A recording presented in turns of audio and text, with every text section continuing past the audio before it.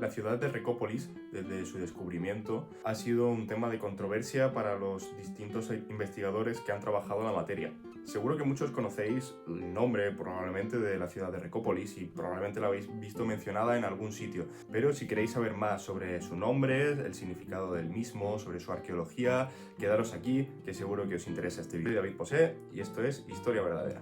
La ciudad de Recópolis aparece mencionada en documentos escritos, principalmente en la crónica de Juan de Viclaro. La realidad es que no hay muchas más menciones a la ciudad, y en torno a esta referencia de Juan de Viclaro se han hecho muchas elucubraciones posteriores. Pero ¿qué nos dice Juan de Viclaro sobre la ciudad? Pues bien, la referencia exacta que hace Juan de Viclaro, traducida desde el latín, que es el idioma original de su escritura, sería la siguiente. El rey Leovigildo, una vez eliminados los usurpadores en todas partes y una vez domeñados los invasores de Hispania, alcanzó por fin su propia paz en compañía de su pueblo.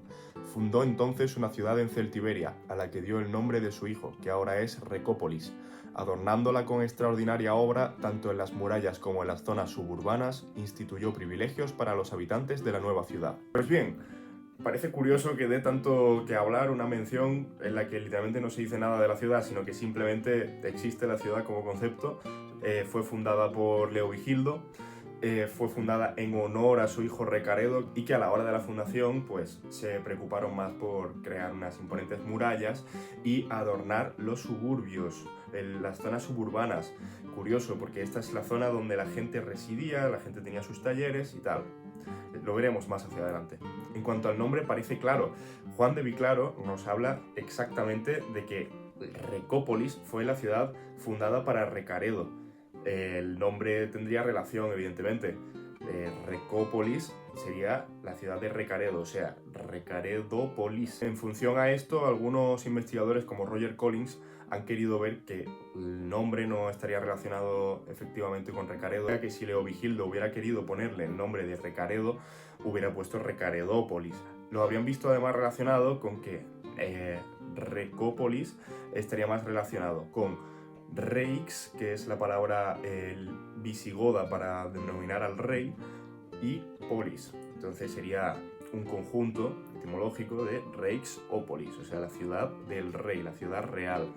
Esto además es utilizado constantemente por Roger Collins y otros investigadores posteriores como Ripoll para ver en Recópolis una sede regia, básicamente, una ciudad palatina que sería utilizada como residencia por el rey o, en su defecto, por Recaredo, que es el hijo del rey. Pues bien, parece curioso que si ya habían dicho Juan de Viclaro, que es contemporáneo a los hechos, que la ciudad está fundada con el nombre del hijo de Recaredo, pues parece curioso que se desmienta ahora esto y se discuta lo contrario, básicamente. Ahora, haciendo referencia nuevamente a lo que dijo Juan de Viclaro, nos habla de unos privilegios que había recibido esta población de Recópolis. Esto es una tradición muy común de la fundación de ciudades ex novo o refundación de ciudades que se venía haciendo desde el Imperio Romano. Estos privilegios podían ser tanto donaciones o cesiones de riqueza, como principalmente, y aquí va lo más importante, el otorgar derechos suplementarios a los que residieran en esta ciudad, como por ejemplo exenciones fiscales. ¿Para qué hizo esto Leovigildo? Pues si observamos efectivamente a la tradición que venía ya de fundaciones ex novo, el otorgar estos privilegios a los ciudadanos de las ciudades nuevas se debía normalmente a que las ciudades, si tú las fundas nuevas, tienes que poblarlas con gente. Evidentemente, si no les ofreces unas condiciones mejores del lugar de donde vienen, no van a querer ir hacia allá. Probablemente, con toda seguridad, este es el motivo por el que en Recópolis los habitantes eran privilegiados. Bien, ya hemos visto cómo unos cuantos investigadores especulan sobre si Recópolis es una sede regia o quieren ver que Recópolis es efectivamente una sede regia.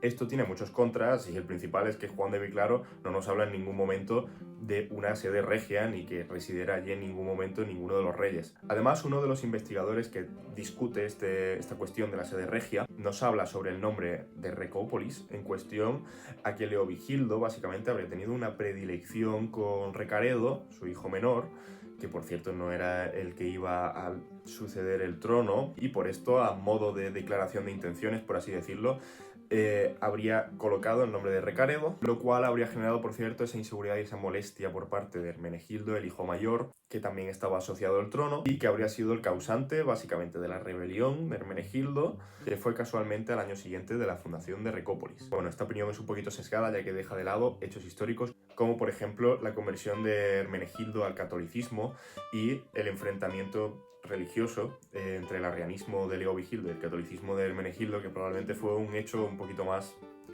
con peso para crear una rebelión, o por lo menos uno de los pequeños hechos que concretan una realidad compleja como suele ser la que precede a una rebelión. Ahora, yendo al tema arqueológico, a lo que se ha descubierto, se ha identificado la ciudad de Recópolis como una pequeña ciudad que se encontró en el Cerro de la Oliva, que está situado en la provincia de Guadalajara. Esta pequeña ciudad consta efectivamente de una imponente muralla, la cual tiene una sucesión de torres para reforzar esta muralla. Se han identificado además una serie de edificios en torno a un espacio abierto, una especie de plaza. El edificio del norte, con forma de L, es identificado normalmente como una especie de palacio. En el este, además, se encuentra lo que vendría a ser la iglesia palatina, que han querido muchos investigadores observar, si bien tenemos investigadores como Godoy que desmienten completamente que esto sea una iglesia palatina, ya que no se dan las dimensiones ni la forma de esta. Además, no se ha encontrado mucho lujo, especialmente como se podría esperar de una ciudad palatina, a excepción de algunos capiteles, algunos trozos de cerámica o algunos vidrios. Las investigadoras Ripoll y Velázquez habrían identificado también una serie de construcciones de infraestructura hidráulica, la cual serviría para regar los campos. Vamos a quedarnos con esto porque es importante para ver realmente qué función tuvo esta ciudad. Otro dato importante y curioso es que al lado de la iglesia se ha encontrado conectado de una manera más o menos directa un edificio bastante grande, bastante monumental, que consta de una sola nave central y la cual estaba sustentada por una serie de pilares. Este edificio ha sido identificado por algunos investigadores como un palacio. Si bien podemos ver paralelos en toda Europa, en la misma época más o menos, de un tipo de edificio que es conocido como horreum, que viene del pasado romano básicamente. Estos horrea son edificios bastante grandes de tipo almacén, es decir, son edificios destinados al almacén de trigo principalmente y de cereales. Ahora bien, ¿qué pudo ser realmente la ciudad de Recópolis? Pues analizando los datos arqueológicos y analizando también las fuentes en las cuales, por cierto, no se menciona en ningún momento que hubiera estado residida por ninguno de los reyes, podemos observar este asentamiento, que por cierto fue una fundación para conmemorar la victoria que tuvo Leovigildo en las campañas de los años anteriores contra los invasores de la zona de Cantabria y Galaecia. Este asentamiento habría sido probablemente un centro de producción agrícola. Esto lo podemos observar, pues como ya nos explica Ripoll y Velázquez, en estas infraestructuras hidráulicas que servirían para regar los campos. Además, esto ligado a ese gran horreum, que es esa construcción monumental, que vendría a ser un almacén básicamente para el trigo, nos hablaría también de una gran producción de cereal o de trigo o de los cultivos que se llevaran en la zona. También podría pensarse en una función defensiva debido a la imponencia de esa muralla y a esas torres que van adosadas a las murallas y que reforzarían esta muralla y esta función defensiva. El problema de todo esto es que las torres se encuentran a intervalos muy irregulares y podemos encontrar incluso torres separadas a distancia de más de 100 metros, lo cual reduce un poquito la capacidad defensiva de la ciudad y quedaría esta monumentalidad de la muralla y de las torres, más que como una función defensiva, pues como una función de ostentación, una función de prestigio. Pues bien, esto sería todo. Como habéis visto, se puede argumentar de distintas maneras la funcionalidad de Recópolis y la realidad es que no está nada claro. De hecho, no está claro si el asentamiento del Cerro de la Oliva es Recópolis como tal. Ahora os toca a vosotros, decidme qué pensáis, cuál fue la funcionalidad de Recópolis, si tenéis alguna información más que hayáis podido leer o estudiar en algún sitio, pues bienvenida sea. Espero que os haya gustado este vídeo, dadle like si es así, suscribíos, compartidlo con vuestros colegas y nos vemos en el próximo vídeo. Hasta otra.